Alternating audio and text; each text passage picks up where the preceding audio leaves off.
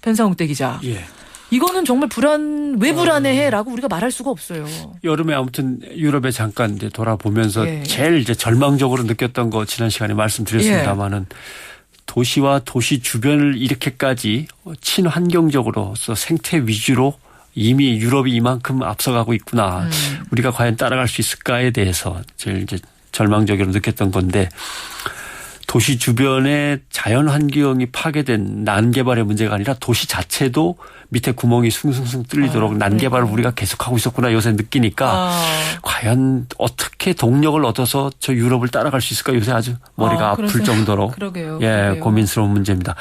그런데 거기뿐만 아니라 도대체 다른 곳 지하는 어떻게 돼 있을까를 걱정하니까 참 난감한 거죠. 이거 지하 지도를 쫙 펴놓고 다시 연구해야 된다. 아까 그 교수님이 그러셨거든요. 그래야 될 것 같네요. 진지하게 생각할 문제입니다. 자, 그리고 오늘 기자수첩. 어제 그 미국의 인종차별 아직도 남아있다 얘기하시다가 시간이 다 됐습니다만 경찰 총격에 의해서 사망한 흑인 소년의 추가 부검 결과가 나왔습니다. 오른팔에 4발 총상이 있고요. 머리에 2발입니다. 근데 머리 중에 한 발이 정수리 정 한가운데에 꽂혀 있는 치명상이었습니다. 그러니까 결국 오른팔에 많이 맞았다는 것은 비스듬하게 오른팔을 높이 들고 손을 들고 있었지 않느냐라고는 추정을 가능하게 하는 것이고 그다음에 머리를 숙이고 있었기 때문에 얼굴 쪽이 아니라 정수리 윗부분에 총알이 꽂혀 있지 않느냐라고 하는 거고 결국 종합하면은 경찰은 맨 처음에 경찰총을 뺏으려고 오히려 대들더라 자꾸라고 하는 거였는데 경찰에게 대든 게 아니라 경찰한테 제압당해서 손을 들고 머리를 숙이고 있었던 정황이 더 사실에 가깝지 않느냐 이렇게 된 거죠. 그럼 과잉 진압이 되는 거네요. 그게 말이죠. 맞다면. 그 오바마 대통령은 사실 어제 법무장관을 퍼거슨 씨에 직접 파견해가지고 현장에서 지휘하도록 하겠다. 흑인들의 말을 들어보겠다라고 하든가 통금을 빨리 해제하겠다. 통금 내렸었는데 그리고 주 방위군을 투입한다고 그랬는데 주 방위군 투입은 최소화하도록 자제하겠다. 이렇게 중앙정부와 지방정부가 흑인들과의 어떤 중재안 내지는 타협안을 내놨는데 이 이제 부검 결과가 다시 한번 나오면서 자제를 호소했던 것이 이제 아무런 설득력이 없어지는 거 아닌가 이런 문제고요. 그래서 1965년 와츠 폭동, 1992년 LA 폭동, 그리고 이번에 2014년에 브라운 사건과 퍼거슨 소요 이렇게 이어지는 거 아닌가 지금 걱정이 태산 같죠. 그러니까 LA 폭동은 뭐 생생하게들 다들 기억을 하실 거예요. 그렇죠. 정말로 이번 인종차별 시위가 지금은 시위인데 이게 그 당시 LA 폭동처럼 폭동으로 이어지는 건 아닌가 걱정이 되는데요. 빨리 진상 규명되고 상황이 어떻게 종료가 돼야죠. 그렇죠. 뭐라고 해야 될까요? 흑인들은 이렇게 생각하고 있어요. 미국 사회가 흑인 아이들을 아예 저놈들 크면은 보나마나 흑인 범죄자가 될 거야라는 시각으로 쳐다보고 있다. 이것부터 뜯어고쳐라. 흑인들 생각은 그래요. 분노하고 있는 거죠. 더구나 여기에 이제 흑인과 히스패닉의 갈등도 끼어듭니다. 백인들만 우리를 우습게 하는 게 아니라 요새는 히스패닉 이 사람들까지 우리를 우습게 알아. 백인 행세하고 있어.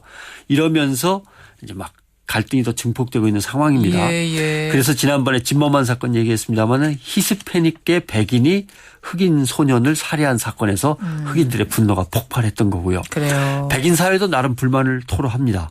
마약이며 성매매며 총기 사용 여러 가지 강력 범죄에 흑인들이 항상 잔뜩 껴있지 않냐.